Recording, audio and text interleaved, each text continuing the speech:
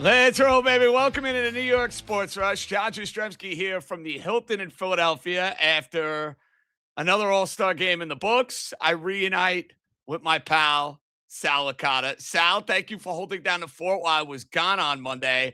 I know you were dialed in and riveted to the All-Star game I was at Philadelphia. You're like the card-carrying member now of like the All-Star game hype machine. You know what I mean? Yeah, right. No, you were there, which is great, and I've been to a couple, when they were at Citi Field or Yankee Stadium back in 2008. If I went, it would have been a different story. I'm sorry, JJ, but I couldn't get into the Some Stars game. That's not an All-Stars game. No Judge, no Otani, no The Miz pitching. It should have been Miz versus Schlittler. So to me, it was a Some Stars game, and there just wasn't that appeal. The game doesn't, if the players don't care about it, why should I care about it? But you were there, so I have a totally different perspective. How was it in person? So I gotta say, Sal, and I feel like this take has definitely evolved for me in my years. Like I always liked the Derby, but I was a sucker for the game. Like the introductions. It was nice seeing them back in the uniforms, not those dopey pieces of crap they've been wearing for the last couple of years, where there's some like pageantry to the event. But like I've always been a sucker for the MLB All-Star game because compared to the other sports, they were a total waste of time. This was one to me that was always worth watching. It's now to a point, though, Sal, it's not even close. The Derby is so much more fun than the game. It's like being at the Derby is more fun. The crowd enjoy. Here's all you need to know. The crowd for the Derby. Now, Schwarber being in it obviously plays a role in the fact that, hey, it's him versus somebody who's not a hometown hero in the final. People did not leave that Derby until Walker hit the last home run. Like everybody stayed.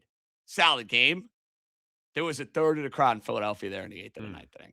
Like you could have sat wherever the hell you wanted to sit.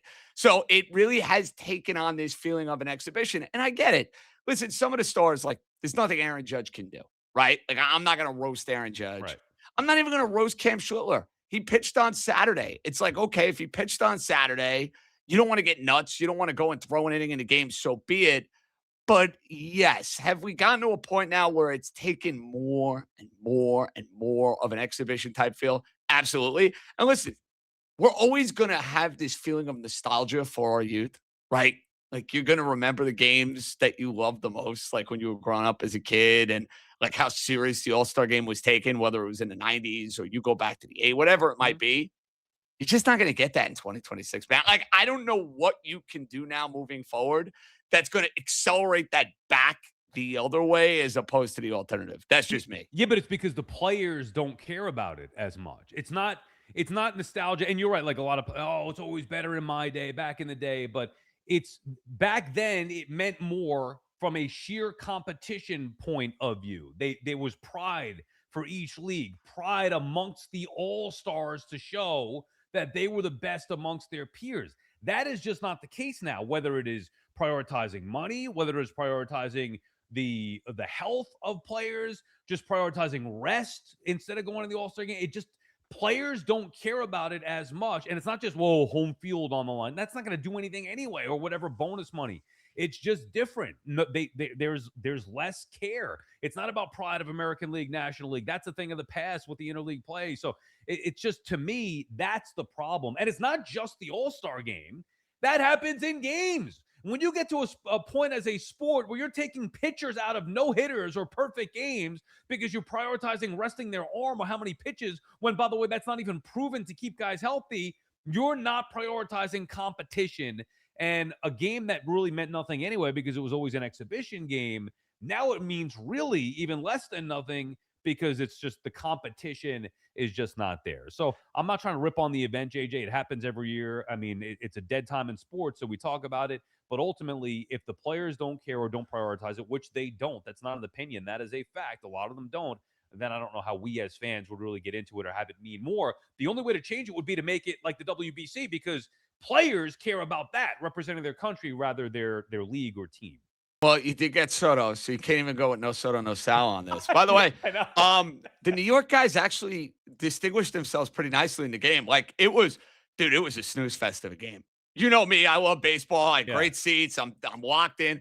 This game stunk. But Like you had after the first seats? inning. You had seats or press box? Well, long story short, I was in the press box for a few innings. My sister happened to have an extra ticket next to her down like 10 rows behind the dugout. So God bless you. Look at you. I hobbled myself down there, Sally, bad foot and all, and got myself right into the action. But I must say, I have to bring this up because, it's great to see the New York guys actually going and balling out.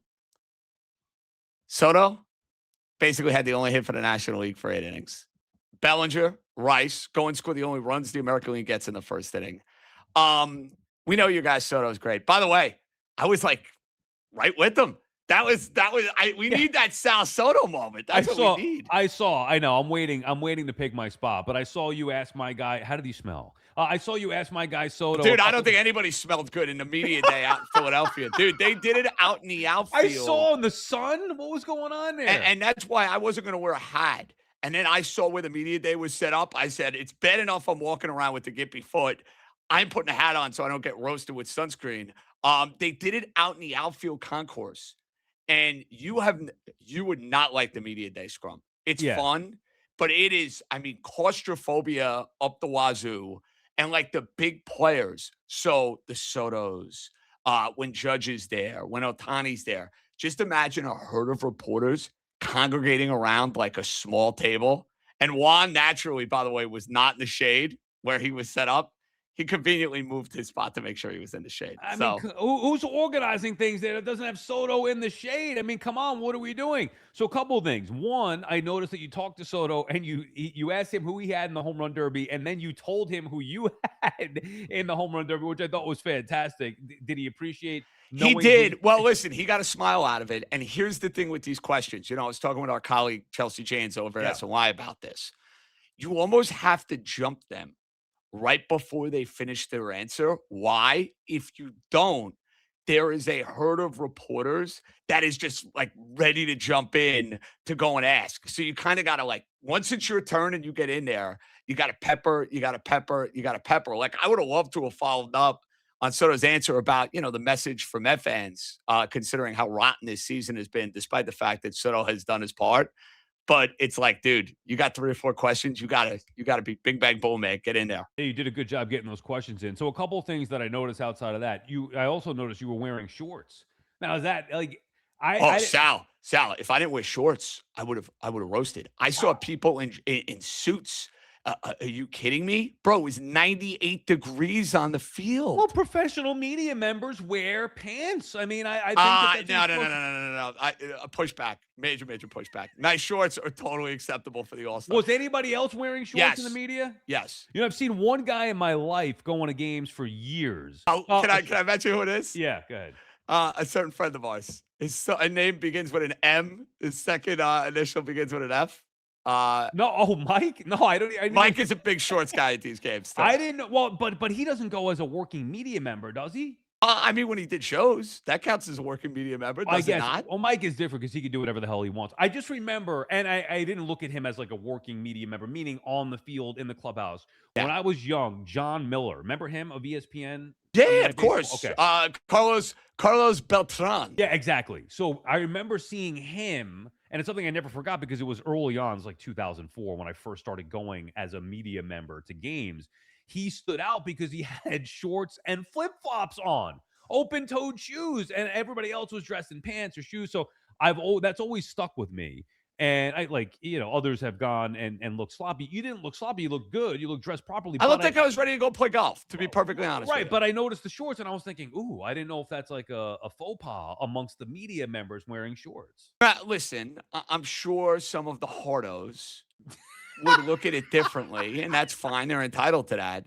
My counter would be, 1, I look professional. 2, read the room. It's 97 degrees. And Sal, the hit I did with you on BNY, once you start talking and they turn that little light on the camera, the sweat, it is oozing out of you on these baseball fields. So it really gives you an appreciation for the people that do it every day, that are out there in the sun, baking like crazy, the whole 9 yards. I respect it. I respect it, and I would follow your lead. Matter of fact, no shorts, no Sal. I was going to say, next year, if we get you to Chicago for the All-Star Game in the summer, which I'm going to try really hard to do. Where is it? Is it at Wrigley? Wrigley Field. Wow, I didn't know that. I think a certain someone's got to be at the All-Star Game next year. That's a must. I Yes. love. You've been to Wrigley before, right? I went for the first time 2024. I loved it. You know I It was will be talking it up. electric for the All-Star game and the Derby. Just hope that the wind is Wow. blowing out. If the wind's blowing in, it ain't gonna be so fun. Wow, that is a must. So next year we could have some fun with it. All right, so you mentioned your guy Bellinger. How do you get an MVP of the All-Star game with a two-run single? Because you And got to give it to somebody. The game was so bad, Sal. Even Bellinger was joking about it. They asked him, they said, "Did you think when you got that base hit in the first inning, it was going to be like the sign that you would win All-Star game MVP?" He's like, "Of course not." But then the game goes on. Nobody could get a hit. Everybody's striking out like crazy. And they kind of hint at these guys, "Hey, keep the uniform on. Don't shower. Don't get out of here. There's a good chance you might win this award. You got to be back on the field to go and hold up the trophy or whatnot." So they said they kind of hinted to him in like the fourth inning, like, you might be you, might, buddy boy. you But might, you but can't leave. in all seriousness with Bellinger, listen, we give Cashman a hard time for a lot of moves that have not worked out from a Yankee perspective, right? Like, and we could go through the laundry list of guys, whether it's the unwavering loyalty with Volpe or, the fact that they put too much reliance on their prospects. Bellinger is part of the Soto pivot, and he's not Juan Soto style as a hitter. No one is trying to say that he is. But if you think about a guy that has come to the Yankees and has delivered exactly what you would be looking for, I think Cody Bellinger profiles that to a T. He's been an all-star. He's had a year and a half of really, really good baseball, flat out gamer, winning player, puts the ball in play. Like, Cashman got this one completely, completely right. Fantastic, fantastic move. Did you see that he's the only player ever to win Rookie of the Year, MVP, League Championship MVP? He won a World Series and the All-Star Game MVP. I'm pretty sure those were the five, and he's the only player. I thought that was odd to ever do that. But to your point, look, I think well, Bellinger's been a perfect Yankee. He was a perfect Yankee a year ago. They needed to keep him. They did defensively, offensively, hitting lefties, getting the base hit last night against a lefty. I also like 5 years. You think he's going to be this for the remainder of his contract? I'm not 100% sold that he's going to be the model of consistency that he's been yet. So, yes, I think it was a great trade bringing him in. It was an obvious one. Cashman did it. It was obvious bringing him back. Great move. But I still worry about the back end of that contract, the way that it works out. And look, the Yankees got to win a World Series. So you worry about years 3, 4, Yeah, 5 of that that's my contract. feeling on it. Yeah, like I think if you get 3 or 4 really good years out of Bellinger, whatever the back end of the contract is, it is what it is. Yeah. You know what I mean? Like I think it's one of those things. You have a window to win. He really helps you win. He provides an element within the team that they didn't have because of the skill set he's bringing to the table. You kind of deal with it. That's my feeling on it, Sal. Like in 3 years from now, if Cody Bellinger's contract's bad, so be it. You know what I mean? So be Yeah. it. And that's interesting, by the way, all of those accolades, because you forget about how good he was MVP. when he I was mean, with the Dodgers. yeah, right. And he even mentioned it, like he was like, "Oh, I was an all-star 2 of the first 3 years I was with LA. I thought I'd be at this game every single year." And listen, when he was coming up with the Dodgers, I think there were a lot of people that looked at him as like, "Wow, he's gonna be one of the faces of baseball. He's gonna be one of the best players in the game." He's not that. He had to go and kind of reinvent himself as a player. Hey, got non-tendered by the Dodgers. Dodgers said, bye-bye. Anybody could have you.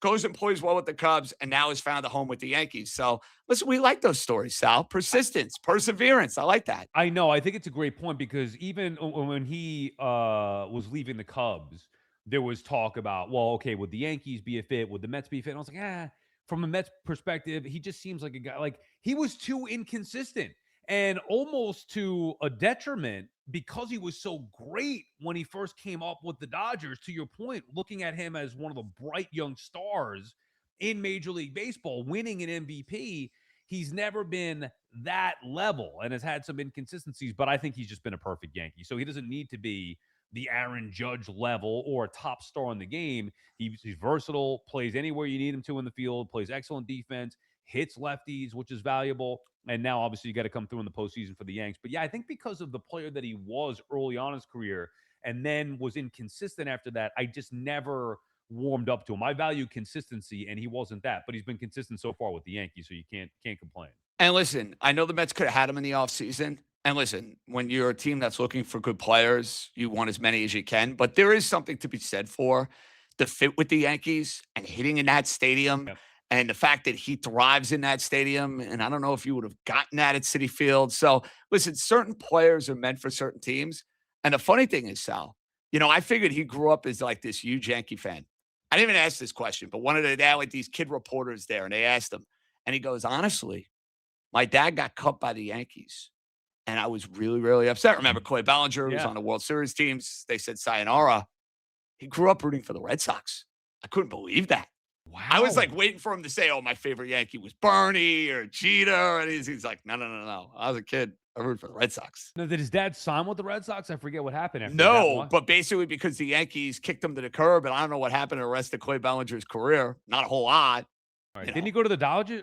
Did he go to the Dodgers too? He Or might have had a getting- cameo there. I mean, Okay. listen. Maybe following Tory there. I forget. It's a long time ago now. But Long, long time ago. But the Yeah, point being is shocked not at like that. this, like storied, oh my God, like, like Garrett Cole grew up with the sign, the whole deal. It didn't have that with Bellinger, but he's been a good Yankee. I would have told you if I did the hit yesterday with you on Monday on SOY, Rice, I knew after watching him deal with the media, he was dead in the Derby. He was dead. He looked exhausted, Sal, dealing with all the questions. Now, I give him credit. He's answering in Spanish. He's answering in English. He just looked like, whoa, He this speaks is. Spanish, Ben Rice? I didn't know that either. And very, very impressively. Like, not just like poquito español, where he knows like one or two phrases. Like, he was carrying conversations with some of the media members in Spanish. And I'm like, dude, I could just see it on his face. I'm like, he's going to do terrible tonight. So you were out Friday, naturally. It's like the one time I got to pick right. And I did a little bit of the Derby pick. And I said, like a part of me initially was like, oh, Ben Rice at plus 800. Oh, be all over that. And then I got rid of that idea. I'm like, I just don't think he's going to do well in the Derby. Then the natural thing would be, well, Harper or Schwarber, the hometown guys, and they're the favorites. I ruled them out. And then I went to Jordan Walker. There was two guys. Nice. You had him too. Me too. Yeah, I went Caminero and Walker were mine. Those are my two. I was on Walker, and the other one would have been Murakami, but he was coming off the injury, so I was like, I don't know. And then Jordan Walker was the pick, and then he won in dramatic fashion, which was great. So, but yes, I just wanted to say that because you were out Friday, so you didn't get my pick. We didn't get your pick on this show. So we both were on it with Jordan Walker. Listen, thing of beauty. And I have no love lost for the city of Philadelphia. Yeah. None. I loved the booing. I did, dude. I loved it. I thought it was amazing. Like, listen, I don't like lovey-dovey BS in sports. So, like, the idea that, like, hey, if you weren't a Philly in a home run derby, we're booing the crap out of you. They're like the introductions. I mean, your guy Soto, all the Yankees, all the Braves. They're like, yeah, man, like, you're not Mr. and Mrs. Met got booed. Oh, poor Mrs. Matt. I had a good glimpse of them, too. They were, hey, the Fanatic, all of them. But the point is, Philadelphia said, hey, this is our event. And if you're not with us, we don't have to like them. We clearly don't. But, like, I like that, man. I don't need the lovey-dovey crap. Exactly. That's how it should be. Speaking of which, what's up with that picture with Soto and the three Yankees? I thought that was AI. Oh, listen, it would have bothered me, Sal. That would have People bothered me. People were sending me, I'm like, no, that's AI. Because Soto's standing there with a sign that says his name. And he's got that big smile on his face, too, which he always has. Soto's always smiling. And then, like, to further the point, he doesn't even, like, Bellinger wasn't there. Schlittler wasn't. No, the only guy who played was Rice. And not even for that long, I don't think. Right? Rice wasn't playing that full season. No, he came up. He had the 3 home run game against the Red Sox, and they sent his ass back to the minor leagues. Right. So, and then Soto was saying Rice was his guy. It made me think of it when you said that Rice speaks Spanish. I didn't know that. And Soto was saying that he was his guy, and they call him, what is the nickname with Rose? What does that mean? Which is Rice in Spanish. See, even numbnuts like me, who knows very little Spanish, knows what that means. I'm proud of myself for that. I don't know if the pick bothered me, but I just and Soto's going to be asked about it. I don't know if you were there with the scrum where he's going to be asked about the. So the picture, I guess, happened Monday after media day finished up because I did not witness it, and it probably happened like they're taking 10 zillion pictures. They're doing so many different things. But it circulated on the internet on Monday. Therefore, Tuesday, like if I didn't go to the red carpet, it was a zillion degrees, Independence Hall, bad foot. No, thank you. That was a hard pass for me. That was a hard now pass you want to explain the bad foot? I'm more interested in your injury at the SNY softball game than I am about the actual Some Stars game that took place. Well, let me tell you something. the competition level at the SNY, so you want people giving it. You know what? Sal, people are into these games. They were Wow. very intense, very Wow. intense. I have long retired from it just because I don't want to get Well, listen, injured like after my you. injury down the left field line, I understand your retirement. There was a Mark Flamini, our colleague, camera guy, Yep. one of the longtime tenured members at SNY. Great guy. Watched the Derby with him on Monday. Hits a ball down the line at Cyclones. It's near the bullpen. And Sal, you know me, I'm going all out. I'm running, I'm running, I'm running. I don't know the terrain, right? Like, I don't know where the fence, you know what I mean, dude? It's not Yeah, like it's I'm yeah. playing there every Unfamiliar day. ballpark. Yeah, I know. It's not like I'm like out there taking fly balls, knowing. So I'm running to go catch the ball. And I reach up. It didn't hit my glove, but it's just out of my reach. But my foot and my body, boom, right into the wall. Oh. So, my chest, everyone thought I hurt my chest or my shoulder. That was fine.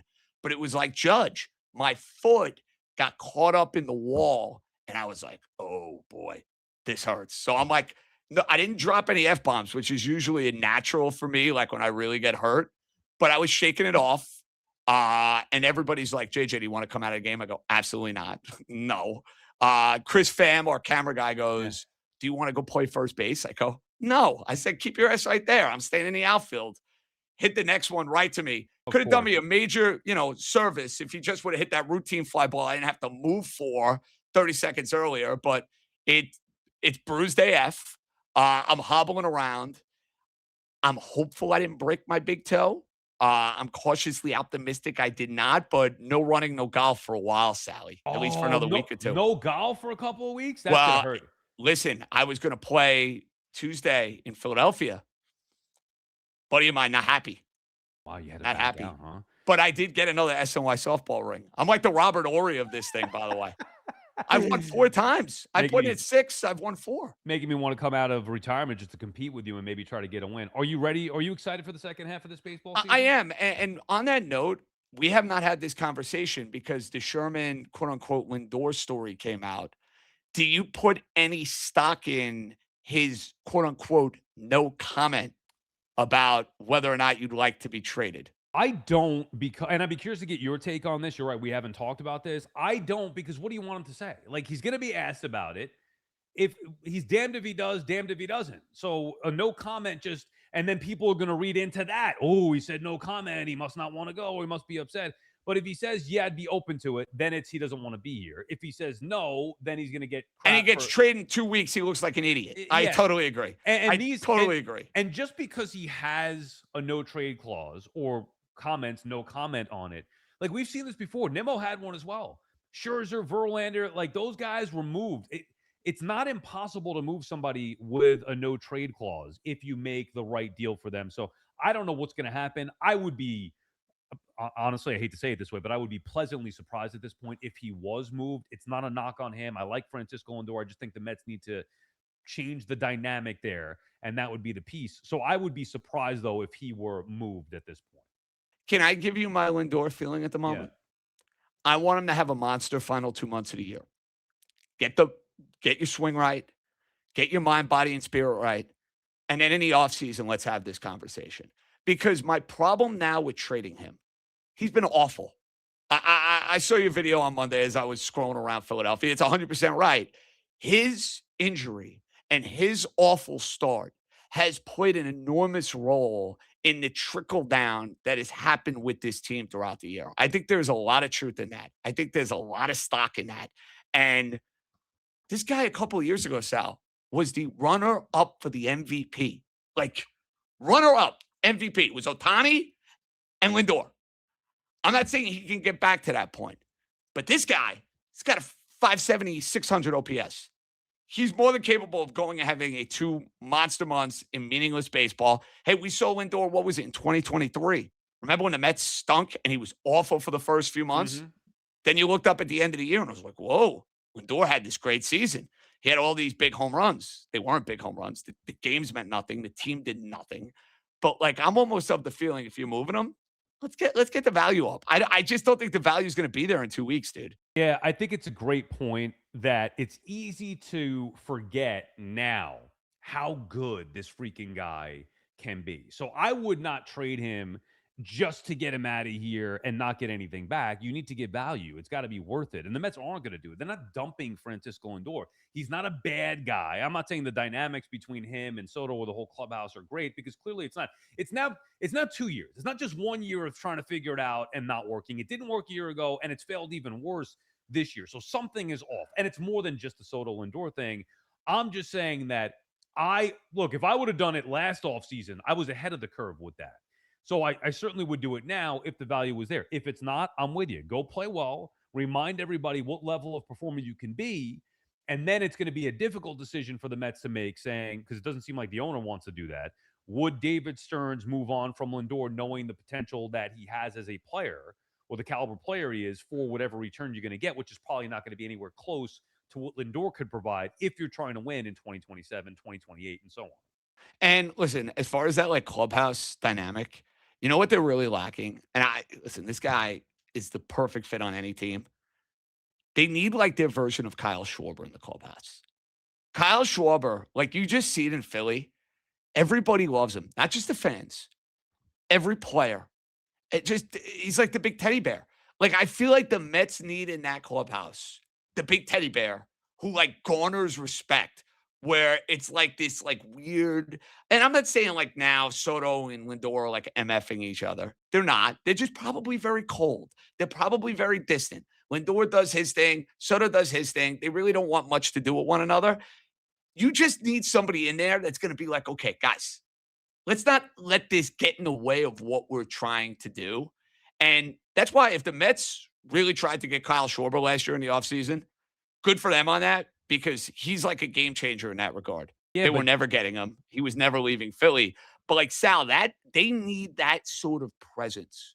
Somebody of that ilk to kind of help bring this clubhouse together. it's a tough find though, because they need to be near the level of a Lindor Soto. Like, because I could say, well, Simeon could be a good clubhouse guy, or He's Bichette. not any good anymore. Yeah, That's the okay. problem. Well, Yeah. right. And then Bichette comes in, but then these guys are still new, so it takes a little while. And then when you're coming into a new environment, Peralta, I think, tried to be that guy. I know he's not an everyday player, but he tried to be that guy. But again, coming into a new environment in a dynamic that may not have been the healthiest, with mega stars in Soto and then Lindor, like it's hard to just even Schwarber. I don't know if Schwarber could have changed it. Maybe he could have, but I think that it's a tricky dynamic, because they have the established stars here. One whose team it was, the other whose team it is now, which leads to an interesting dynamic between those two, which then the other players on the outside are trying to figure out what the hell is going on here. So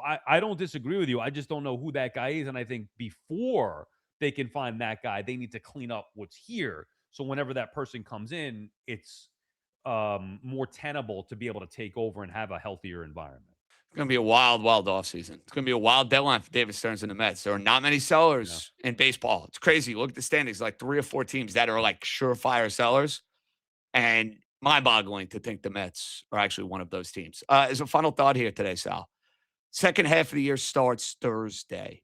Mets, sorry in advance, have one of these standalone games. I guess they said, let's let the nation get a chance to suffer through what Sal and JJ have had to suffer through over the first half of the year. And I mentioned suffering because I have to watch all of these games too, and I work after these games. So yes, I am including myself in the suffering. Not quite to the extent of you, but I am.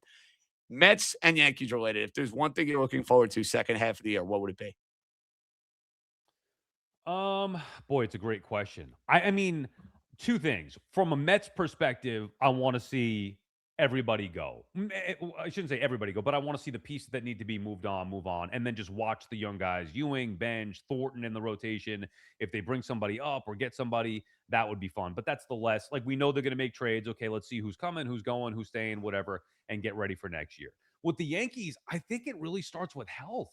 Like, I'm excited to see what they could add at the deadline. It doesn't seem like there are a ton of exciting names to be had at the deadline. It could be Miller. Maybe it's Skubal. I know less likely. I'm curious to see what Lombard looks like when he comes up. But more than even those things, dude, like, they got to get Judge back, got to get Fried back, and you'd hope to get Stanton back. And that will change everything with this team, the entire look and feel of it. But I'm looking forward to seeing the Yanks try to chase down the Rays in the AL East, probably more so than anything else. Well, listen, that's the given, right? Can the Yankees do what they couldn't do a year ago, Right. which is chase down a team within the division? Now, if you remember, All-Star Game, second half of the year, Toronto took their lead. It skyrocketed. It got to a point where come August, I was like, all right, division's over. I'm playing for the wild card. It is what it is. And then the Yankees kind of gave you that false hope in September that they could win the division. Toronto held on, went down to the final day of the year. Can they chase down the Rays? And then I think it's like, okay, what are the moves that could be made that maybe push this team over the top? You're right. It may not be a Skubal. It may not be a Miller. Is Luis Ariz on the table? Is the catcher position addressed? Like, this might be, and I know we probably say this every year with the Judge, Cashman, Boone Yankees. You're like, hey, biggest deadline they've ever had. Yeah, Biggest deadline they've ever had. Like, I know it gets tiring, but the years are dwindling. Like, it's not exaggeration. They're clicking. So you got to get it right. Hey, bro, at some point they got to do it. Like, at some point you got to go. Imagine, and this is very likely. Like, imagine the Dodgers getting Skubal. Then what? Like, how or Sal or Mason Miller. I mean, if the Padres ever traded him today, like, dude, but it's realistic. The Dodgers get everybody. And well, here's the problem: they have a crazy amount of money to spend, and people actually like their prospects. I know. That's the thing. Like, people around the sport are like, yeah, I don't do this for a living. You don't do this for a living. We're not evaluating who these kids are in the minor leagues, but people who do, they like the Dodger guys. Tough. Like, I want the Yankees to start acting like the Yankees and close the gap. Yeah. They should be setting the standard with the gap, but whatever. We know the Dodgers are the bar. The Yankees should be closing the gap. But if anything, it feels like the Dodgers are just going to go like they do in the offseason. This guy, that guy, this guy, that guy, and everybody else is getting further down the totem pole. Painful. And for your Mets, you would think I'd give you Soto. McClain, to me, is the most interesting guy in the second half of the year. I need to know by the end of this year he's your legitimate number one starter.